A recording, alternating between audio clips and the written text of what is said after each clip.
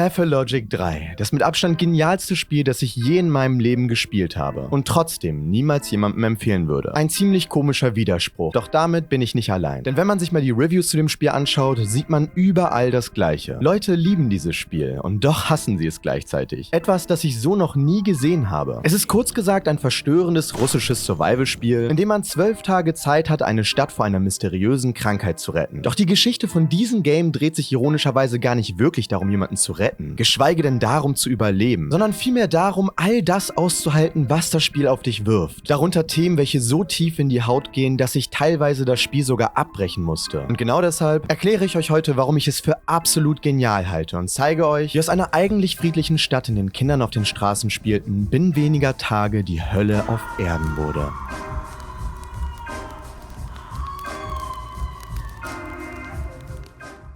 Das Spiel startet mit unserem Protagonisten Daniel Denkowski, Bachelor of Medicine. Er ist ein Langlebigkeitsforscher und will mit seiner Firma Fanatica den Tod besiegen. Da das aber ehrlich gesagt wenig erfolgreich verläuft, droht die sowjetische Regierung ihm mit deren Schließung. Doch bevor das wirklich passiert, kriegt Daniel Denkowski einen Brief von einem Mann namens Simon Kane, welcher behauptet, unsterblich zu sein. Und falls dieser Claim stimmt, wäre das die Möglichkeit, seine Firma zu retten. Und ganz nebenbei auch noch den Tod selbst zu besiegen. Also fährt Daniel los, um Simon in dessen abgelegenen Heimat in der Steppe zu untersuchen. Doch kaum angekommen fällt uns auf, dass diese Stadt alles andere als normal ist. Jedes Gespräch, in welchem wir nach Simon fragen, verläuft gelinde gesagt fiebertraumartig. People don't like people much, but hating others, that's a challenge to them too.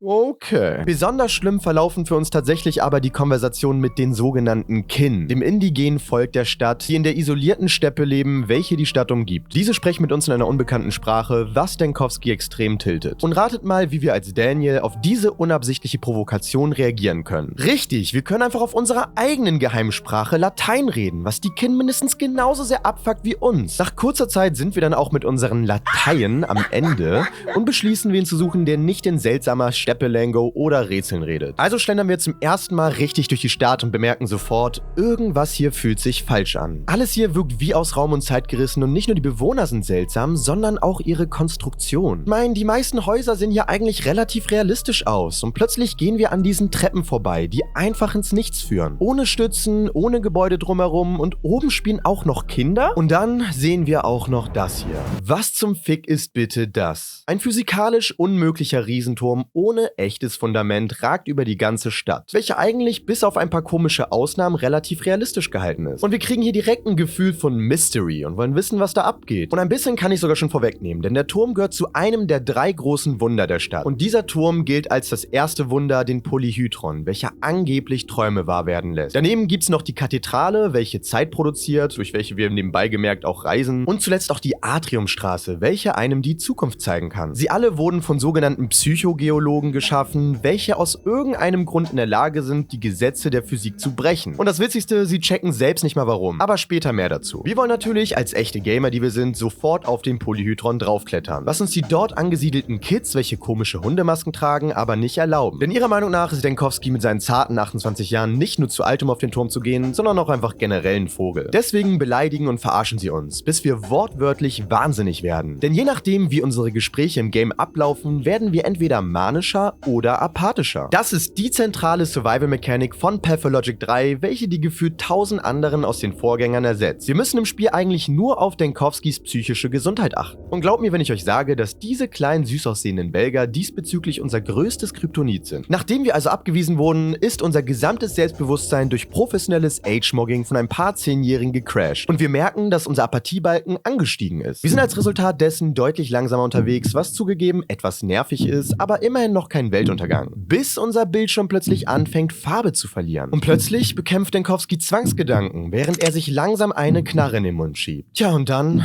drückt er ab. Denkowski hat sich selbst geofft. Und ganz ehrlich, ich würde lügen, wenn ich sagen würde, dass mich diese Mechanik beim ersten Mal nicht komplett schockiert hätte. Und glaubt mir, wenn ich euch sage, dass ich eigentlich schon ziemlich viel auf NSFL-Filtern gesehen habe. Der Point, den das Spiel damit rüberbringen will, ist damit aber, denke ich, relativ schnell klar geworden. Manage gefälligst Daniels Psyche, sonst managt sie dich. Denn genau für solche Zwecke hat er immer eine Kugel dabei. Fast schon, als hätte er gewusst, dass alle in dieser Stadt ihn hassen werden. Aber anyway, genau für solche psychischen Notfälle können wir von den Kindern in der Stadt rezeptfrei Rauschmittel kaufen. Ob Tabak, Hardalk oder Morphin, von den Kids kriegst du ja einfach alles, was das Herz begehrt. Oder zumindest, was das Herz aushält. Doch das kostet uns tatsächlich ziemlich viele Nüsse, die rare Währung der Kinder, weshalb wir uns auch mal kostengünstiger abregen können, indem wir beispielsweise gegen Mülleimer treten, was ich bis hierhin als ziemlich realistisch einschätze. 10 Tritte gegen Mülleimer und eine Wodkaflasche später rennen wir also wie ein Flitzebogen durch die Stadt und hören uns weiter nach Simons Mörder um und kriegen dabei mit, dass viele Einwohner den Ausbruch einer Krankheit fürchten. Aber nicht irgendeine. Vor 20 Jahren wurde die Stadt nämlich von der sogenannten Sandpest befallen, welche extrem tödlich verlief. Doch die Pandemie wurde damals glücklicherweise von Simon Kane und Isidor Budak eingedämmt. Und das sogar ohne 2G-Regelung. Bisher haben wir aber noch kein Anzeichen von dieser Sandpest gesehen. Nun, zumindest bis wir das Haus vom gerade erwähnten Isidor Budak besuchen, welcher jetzt plötzlich ebenfalls tot ist. An dessen Wänden wir nach einiger Detektivarbeit folgendes Symbol des Unglücks finden. Oh weia, das sieht gar nicht gut aus. Und kleiner Spoiler, ja, das ist tatsächlich die alles tötende Sandpest, die wir gerade vor uns sehen. Und plötzlich kippt die Stimmung in der Stadt. Todesfälle häufen sich, die Einwohner werden nervös und niemand checkt so richtig, was hier gerade wirklich abgeht. Bis auf zumindest die Kin, welche behaupten, die Krankheit komme aus der Mutter Bodo, womit sie die Erde selbst meinen. Sie sehen sich selbst als ihre Kinder an und führen alle möglichen verschiedenen Rituale durch, um in ihrer Gunst zu stehen. Einige dieser Rituale bestehen aus simplen Tänzen und andere wiederum aus dem Opfern von Bullen, deren Blut dann in die Erde fließt, damit diese besser wächst und gedeiht. Ob das aber so eine gute Idee ist, später mehr dazu. Aber anyway, Denkowski hält die Idee, dass die Krankheit aus Mutter Erde kommen könnte, für absoluten Quatsch. Denn Bakterien sind ja keine Pflanzen. Doch für Fragen über die Ursache ist gerade keine Zeit. Denn plötzlich passiert alles extrem schnell. Menschen sterben wie die Fliegen, ganze Distrikte werden abgesperrt, überall bricht das Chaos aus. Und wir müssen uns als einziger Arzt in der Stadt überlegen, wie zum Fick wir die drohende Pandemie bewältigen können. Doch bei der Sache gibt's auch einen fetten Haken, denn obwohl wir zumindest ungefähr wissen, was zu tun ist, haben wir meistens keine Zeit. Denn an jedem der 12 Spieltage bekommen wir gefühlt doppelt so viele Aufgaben und Rätsel in unserer Mindmap gestellt, wie wir Stunden zur Verfügung haben. Viele davon sind auch an bestimmte Uhrzeiten geknüpft, so müssen wir beispielsweise, um Simon Kanes Leiche zu untersuchen, vor dessen Beerdigung frühmorgens am Friedhof erscheinen, um nicht als Leichenschänder entlarvt zu werden. Voller Zeitdruck also sprinten wir durch infizierte und rebellierende Distrikte, nur um zu realisieren, dass wir doch zu spät sind. Doch das ist nicht das Ende, sondern ein Tutorial. Und zwar für die wichtigste Mechanik des Spiels, dem Zeitreisen. Denn wir können sämtliche Tage des Spiels im Nachhinein wiederholen, falls wir mal eine Quest nicht schaffen. Oder aber auch, wenn wir in der Zukunft Informationen erhalten, welche Quests in der Vergangenheit erst ermöglichen. Genau wie im Falle von Simon Kanes Beerdigung. Und das klingt fast schon zu schön, um wahr zu sein. Doch Zeitmanipulieren kostet uns tatsächlich Amalgam, eine extrem limitierte Ressource, welche wir beim Zeitreisen, Apathieanstieg und Sterben verlieren. Und das Beste, wenn wir nichts mehr davon haben, wenn wir mal sterben, wird unser kompletter Spielstand einfach gelöscht. Kein Scheiß. Ein völlig geisteskrankes und angsteinflößendes Feature für ein Spiel, welches ca. 50 Spielstunden hat. Wir können Amalgam zwar beispielsweise durch das Zerschlagen von Spiegeln erhalten, welche auf der Map verteilt sind, doch diese bleiben tatsächlich auch dann kaputt, wenn wir den Tag irgendwann wiederholen wollen. Was uns das Spiel nicht vorher sagt. Weshalb ich wie ein völliger Vollidiot bei jedem kleinen Mangel sofort Spiegel zertreten habe. Und somit bleibt die Zeit, obwohl wir sie manipulieren können, ironischerweise unser größter Stressfaktor. Aber anyway, kommen wir zurück zur Stadt, welche mittlerweile ähnlich angespannt wirkt wie wir. Die Einwohner sitzen natürlich, auch wenn sie keine Ahnung von Medizin haben, nicht tatenlos daneben und reagieren in ihrer Verzweiflung kreativ. Die Kin zum Beispiel fangen etwa sofort an, unschuldige Frauen zu verbrennen. Sie sind nämlich davon überzeugt, dass die Sandpest in Gestalt des Schabernack Adir existiert. Und diese soll wohl in Gestalt einer knöchernen, hübschen Frau wandeln. Und andere stehen Schlange für einen improvisierten Impfstoff. Und dieser, meine Freunde, besteht aus Dreck. Kein Scheiß. Wir als Bachelor of Medicine stehen völlig geschockt vor einer riesigen Schlange von Menschen, die sich allen Ernstes Dreck unter die Haut jagen wollen. Und versuchen ihnen ganz sachlich zu erklären, dass das die schlechteste Idee aller Zeiten ist. Doch ihrer Meinung nach ist es besser als nichts, was aus medizinischer Sicht definitiv nicht so ist und Denkowski dazu veranlasst, bereits innerlich die nächste Kugel in den Lauf zu stecken. Und da wir beim einfachen Volk mit Argumenten nicht weiterkommen, stratzen wir direkt ins Rathaus zum Governor und überzeugen den gefühlt letzten intelligenten Typen in der Stadt Olgimski Juniors Drecksimpfung abzusetzen. Und im gleichen Atemzug nehmen wir obendrein auch noch dessen Platz als Chef des Notfallkommandos ein. Als dieser dürfen wir jetzt sogenannte Dekrete gegen die Sandpest erlassen. Darunter zählen beispielsweise Dekoration, Feuerwerke, Ausgangssperren, Seebestattung und Hygienekampagnen. Halt alles, was die Sandpest in irgendeiner Form eindämmt. Und auf unserem Pinboard können wir auch sehen, inwiefern das gerade erfolgreich läuft. Denn falls wir die falschen Dekrete aussuchen, schaffen wir es wahrscheinlich nicht mal bis zum nächsten Tag. Doch Dekrete allein reichen nicht, um die Stadt zu retten. Denn als guter Arzt, der wir sind, müssen wir jeden Tag auch an einem Gegenmittel arbeiten. Und das tun wir unter anderem, indem wir uns die Hände schmutzig machen und selbst in infizierte Distrikte gehen, um dort Proben zu sammeln. Und das ist tatsächlich einfacher gesagt als getan. Denn hier treffen wir tatsächlich wirklich auf die knöcherne Steppe-Dämonenfrau Schabenak Adia und fragen uns als Rationalist die ganze Zeit, ob das gerade eine Halluzination ist oder nicht. Doch die Stadt braucht noch eine Gesundheitsinitiative, und zwar ein Krankenhaus. Und da es hier keins gibt, schlägt der Gouverneur vor, ein improvisiertes auf dem Polyhydron zu errichten. Wir hingegen sprechen uns aber für das Theater aus, da es viel Platz hat und zentral ist. Und, naja, doch ganz nebenbei nicht ein unmöglicher Turm bestehend aus Papier ist, welcher von einer kriminellen Kindergang gegatekeept wird, welche aus irgendeinem Grund bis an die Zähne bewaffnet sind. Aber das sind nur meine 5 Cent dazu. Kaum ist unser improvisiertes Krankenhaus Realität, behandeln wir dort täglich, wenn wir Zeit haben, Patienten. Was tatsächlich einen extrem großen Teil des Games ausmacht, denn das Behandeln der Patienten ist tatsächlich ein ausgefeiltes, cooles Minigame, wo wir Patienten diagnostizieren und behandeln. Die meisten Patienten haben hier nämlich neben der Sandpest noch eine zweite Krankheit, welche das Fortschreiten der Sandpest aus irgendeinem Grund verlangsamt. Und das wird später noch extrem wichtig. Leider aber fällt das Diagnostizieren relativ schwer, weil die Patienten extrem unzuverlässig sind. Sei es, weil sie durch ihre Krankheit völlig ballerballer geworden sind oder einfach, weil sie generell Arschlöcher sind und lügen. Und genau hier kommen wir langsam an den Punkt, an dem Pathologic 3 ziemlich unangenehm wird. Denn uns wird schnell klar, dass das Krankenhaus an seine Grenzen kommt. Nicht nur fehlen die Medikamente, sondern auch die Zeit. Und das, obwohl wir ironischerweise selbst durch die Zeit reisen können. Aber auch dazu später mehr. Zum Glück sind wir aber entgegen unserer Erwartungen gar nicht wirklich der einzige verbleibende Arzt in der Stadt. Und wir bekommen mit der Zeit Besuch von weiteren Medizinern, wie etwa dem Chirurg Artemir Burak, aka dem Haruspex, und einer angeblichen Wunderheilerin namens Clara. Beiden sind tatsächlich spielbare Charaktere aus den Vorgängern, doch keine Sorge, die Vorgänger erzählen die gleiche Geschichte wie Pathologic 3. Zumindest so ungefähr, denn die Pathologic-Reihe zeichnet sich in etwa dadurch aus, dass dieselbe Geschichte ständig neu interpretiert wird, wodurch man keinen Plan haben muss, was vorher passiert ist. Ach, und fast vergessen, es gibt auch noch den Chirurgen Ruben, aber keiner mag Ruben, also weg mit dem. Alle diese 3 Heiler können wir mehr als nur gebrauchen, weshalb wir sie einladen, im Krankenhaus auszuhelfen. Und mit all der neuen Unterstützung läuft es hier plötzlich richtig gut, weshalb wir versuchen, in unserer Downtime mehr über die Sandpest zu erfahren. Doch um sie zu verstehen, brauchen wir lebendes, infiziertes Gewebe, da jegliche Spuren von ihr sofort aus Totem verschwinden. Und Haruspex, der Macher, weiß, wie das Problem zu lösen ist und bietet uns an, es zu übernehmen. Vorausgesetzt, wir passen für ihn auf ein paar Waisenkinder auf.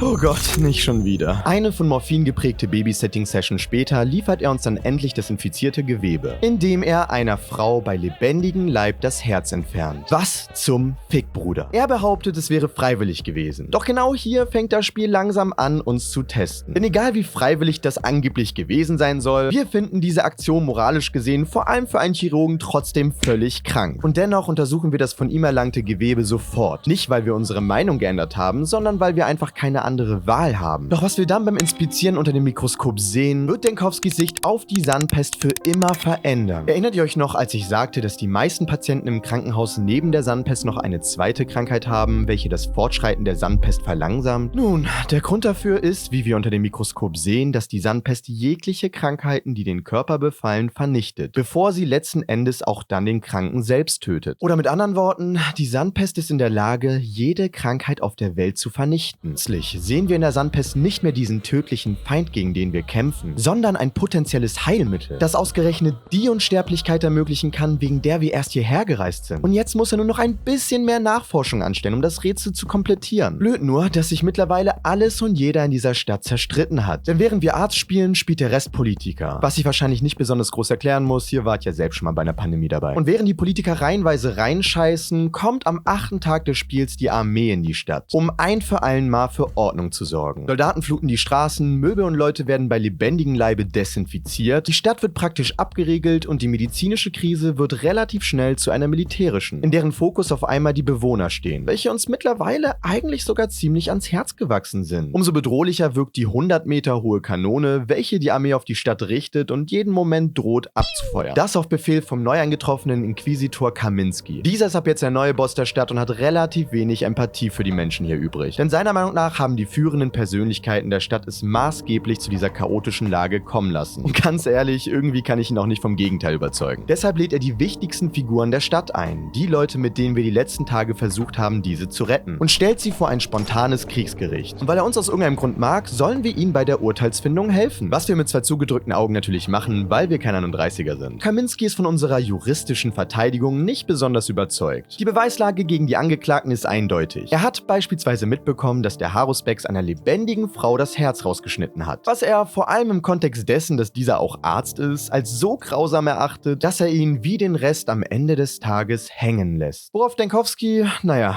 wie gewohnt reagiert. Und plötzlich sind all unsere Kameraden tot und wir merken, dass wir nicht mehr weiterkommen. Denn auch wenn diese Leute teilweise schwere Fehler gemacht haben, so haben wir sie doch dringend gebraucht. Und an diesem Punkt habe ich versucht, trotz all meiner toten Homies bis zum nächsten Tag weiterzuspielen und realisiert, dass ich ohne ihre Hilfe komplett aufgeschmissen bin. Nur mal so ein Beispiel. Die komplett morphinsüchtige Ehefrau vom Governor Katharina Saburov liegt mittlerweile im Sterben. Und um sie zu retten, müssten wir sie theoretisch notoperieren. Doch leider ist unser Chirurg schweren Herzens von uns gegangen, also stirbt sie. Was ihren Mann, den Governor, dazu veranlasst, uns zu hassen und nie wieder zu helfen. Und das gilt auch für jeden anderen in der Stadt, welchem wir nicht mehr helfen können. Weshalb nicht nur sie stirbt, sondern jeder. Ende. Wir haben verloren. Würde ich in jedem anderen Spiel zumindest sagen. Aber in Pathologic 3 können wir ja tatsächlich Zeitreisen. Die wichtigste Mechanik des Spiels, über welche wir bis jetzt kaum geredet haben. Genau jetzt wird sie aber besonders relevant, denn unsere Fehler der Vergangenheit haben uns in eine richtige Scheißsituation gebracht. Also überlegen wir uns mit Hilfe unserer Brainstorming-Map, wo zum Fick alles anfing, so sehr schief zu laufen. Das erzählt uns das Spiel nämlich nicht direkt wie in einem Ubisoft-Game. Wir müssen wirklich jede einzelne Entscheidung selbst nochmal reflektieren und rumprobieren. Was unglaublich zur Immersion des Spiels beiträgt. Als wir also nach etwas Detektivarbeit verstehen, wo Dinge anfingen falsch zu laufen, holen wir uns durch ein paar Morphinabgaben an sterbende Amalgam zurück. Denn scheinbar kriegt man das Zeug doch durch mehr als Spiegel zertreten. Und reisen querbeet zurück durch die Zeit, um unsere Freunde vor dem Galgen zu retten. Im Falle vom Haruspex beispielsweise, welcher der Herbbright das Herz rausschnitt, halten wir diesen also kurz bevor er es durchzieht auf. Was wir uns diesmal nur leisten können, weil wir einmal erlangte Informationen auch durchs Rückgängigmachen von Entscheidungen tatsächlich beibehalten. Oder anders gesagt, wir haben ihr Organ bereits untersucht, also braucht sie nicht mehr sterben. Doch kleiner Spoiler, sie hat trotzdem keinen Bock mehr zu leben, weil sie eben die Sandpest hat, weshalb wir uns trotzdem noch entscheiden können, sie etwas humaner zu erlösen. Dass wir solch wichtige Informationen durchs Zeitreisen beibehalten, klingt erstmal wie ein absoluter Segen. Doch die ganze Sache hat schon wieder einen fatalen Nachteil. Denn die vermeintliche Sicherheit, die uns das Zeitreisen hier wieder schenkt, wird uns, wie wir gleich noch rausfinden werden, das Spiel kosten. Circa 10 Stunden Zeitreisen später haben wir dann endlich alle Straftaten unserer Freunde rückgängig gemacht, sodass während des Urteils keiner hingerichtet wird. Juhu. Wir können also endlich wieder die Hilfe unserer Freunde nutzen, um beispielsweise Katharina not zu operieren, um ihr Leben somit final zu retten. Wobei wir wortwörtlich sogar ein Wortgefecht mit dem Tod starten. Was im ersten Moment vielleicht etwas komisch klingt, das Spiel ist aber tatsächlich auf einer Metaebene eigentlich nur ein Theaterstück. Jeder Charakter, einschließlich wir selbst, spielt nur eine Rolle, wodurch metaphysische Konzepte wie der Tod eben auch als Figur erscheinen können. Und der Tod lacht über unsere Errungenschaft und bemitleidet unsere falsche Hoffnung. Denn kaum haben wir sie gerettet, gibt schon wieder schlechte Neuigkeiten. Denn die mittlerweile gefährlich gewordene Atriumstraße scheint die Realität zu zerbrechen. Scheinbar wird jeder, der den dort läutenden Glocken folgt, völlig wahnsinnig. Und das ironischerweise, obwohl es gar keinen Glockenturm gibt. Aber was ist das Geheimnis dieser Straße? Die Schöpferin Julia behauptet, hier würden sich Realitäten multiplizieren. Man könne seinen Pfad einfach wählen. Doch jeder in der Stadt warnt uns, geh da bitte nicht rein. Was ehrlich gesagt etwas untypisch für das Spiel wirkte. Man hat hier nicht das Gefühl, dass NPCs zu Denkowski, sondern die Entwickler zum Spieler sprechen. Aber ihr wisst ja,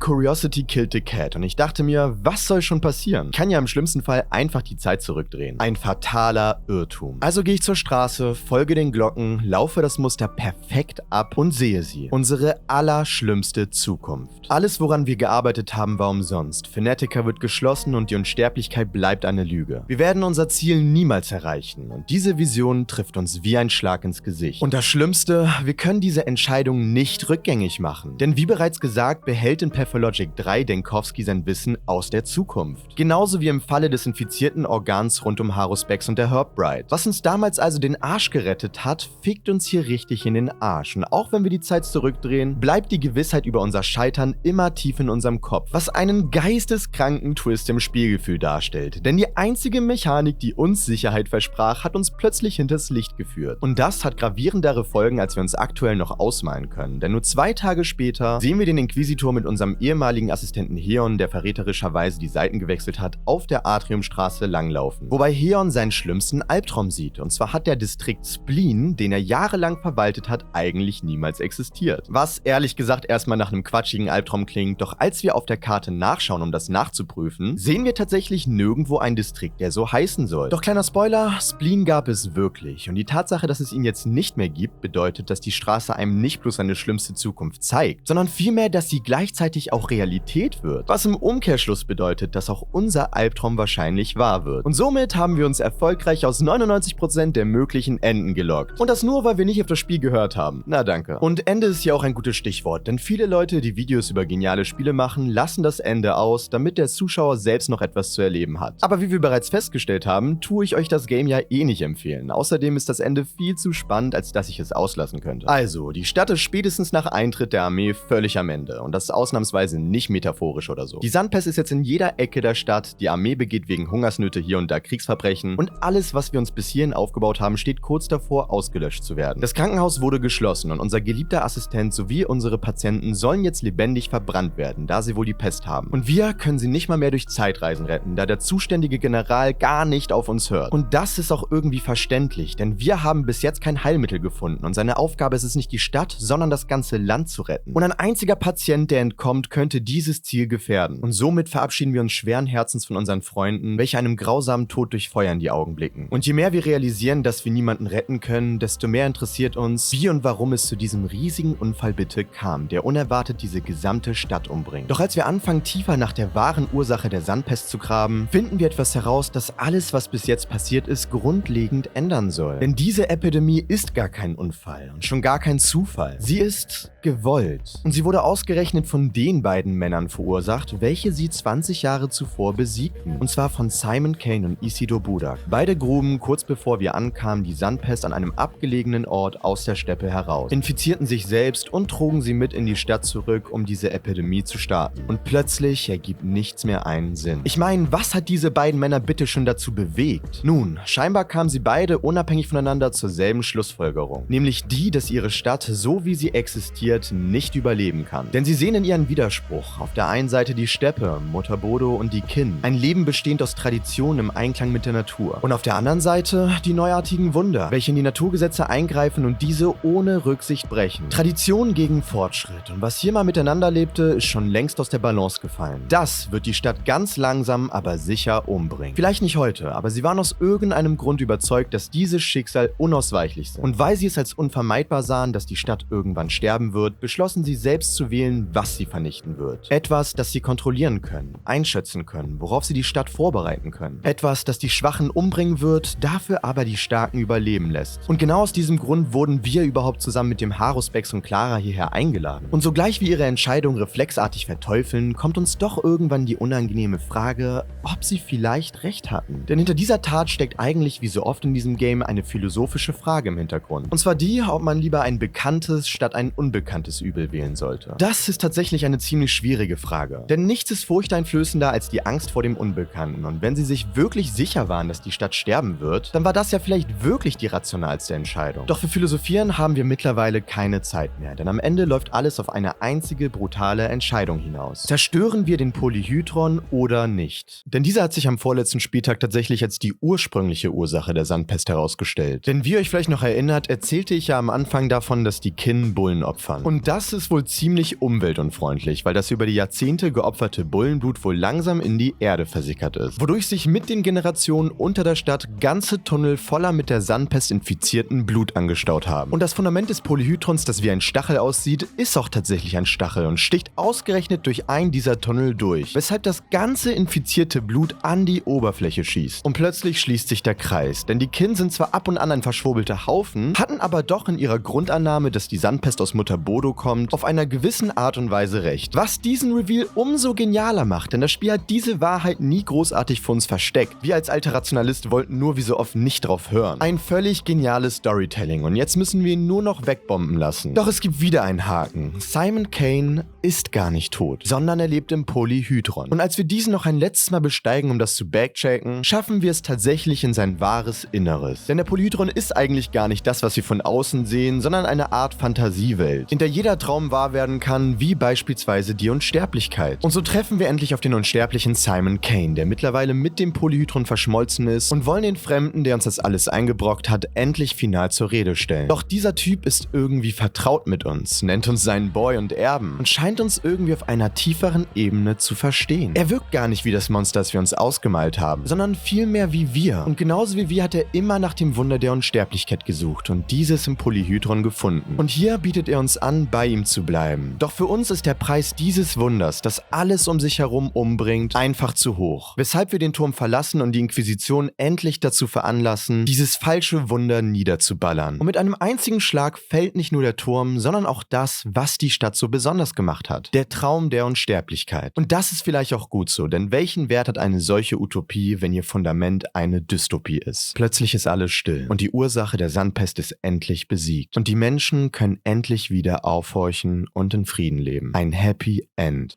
Bis wir durch die Zeitreisemechanik wieder in die Gegenwart geholt werden, denn wir haben die Geschichte so wie sie geschah endlich auserzählt. Doch der Inspektor sieht uns trotz allem nicht als Retter und teilt uns mit, dass unsere Firma Fanatica geschlossen wurde. Unsere Unsterblichkeitsforschung ist somit komplett eingestellt. Und dieses traurige Endresultat, obwohl wir die Stadt gerettet haben, haben wir der fucking Atriumstraße zu verdanken, welche uns ja wie bereits angeteasert unseren schlimmsten Albtraum zeigt und zur Realität werden lässt. Und hier stehen wir nun, alles richtig gemacht und trotzdem verloren. Doch jetzt kommt das Schöne. Daniel lässt sich ironischerweise von diesem Resultat nicht unterkriegen, denn sein Ziel ist es gar nicht mehr unsterblich zu werden, weshalb sein wahr gewordener Albtraum auch gar kein Albtraum mehr ist, sondern eine Erlösung. Denn die Reise in die namenlose Stadt am Gorkom-Fluss hat ihn so sehr geprägt, dass er seine skeptische Seite niederlegen konnte und angefangen hat, an Wunder zu glauben. Und diese sucht er ohne Richtung, während er durchs ganze Land streift in der Hoffnung, dass er vielleicht in etwas Neuem Bedeutung finden kann. Und das, meine Freunde, ist das Ende von Pathologic 3. Und tatsächlich auch das Ende von diesem Video, an das ich mittlerweile 4 Monate auf Hochtouren gearbeitet habe und gefühlt 3 verschiedene Skripte geschrieben habe. Denn das Spiel ist so unglaublich nischig, dass man gefühlt nichts dazu googeln konnte, weshalb ich mir zu jeder noch so kleinen Information Notizen gemacht habe. Und beim Erstellen dieses Videos habe ich mich tatsächlich wie ein bestimmter Charakter aus diesem Spiel gefühlt, welchen ich gar nicht so richtig erwähnt hatte. Nämlich Khan, einem der beiden Anführer der rivalisierenden Kindergangs, welcher sich beim Geiseltausch am Anfang des Spiels freiwillig einsperren lässt in einem Käfig. Und diesen Käfig will er selbst als seine Peiniger ihn rauswerfen wollen, nicht mehr verlassen, auch bis zum Ende des Spiels nicht. Denn er hat das Gefühl, dass er nur in diesem Käfig in der Lage ist, eine Art Wahrheit rauszufinden. Und ob ihr es glaubt oder nicht, so ähnlich habe ich mich tatsächlich beim Erstellen dieses Videos gefühlt. Denn Pathologic ist für mich nicht irgendein Spiel. Es ist das Spiel, warum ich überhaupt mit YouTube angefangen habe. Die legendären Essays von YouTubern wie Mandalore Gaming oder H-Bomber Guy haben mich überhaupt erst dazu gebracht, Deep Dive Essays zu Videospielen zu machen. Und genau deswegen war ich nicht nur unglaublich froh, sondern auch unglaublich gespannt darauf, als ich mitbekommen habe, dass Pathologic 3 angekündigt wurde. Und da ich dieses Video jetzt endlich fertig gemacht habe, kann ich meine allererste Skriptidee von meiner Liste endlich streichen. Also vielen Dank fürs Zuschauen, haut rein, tschüssikowski.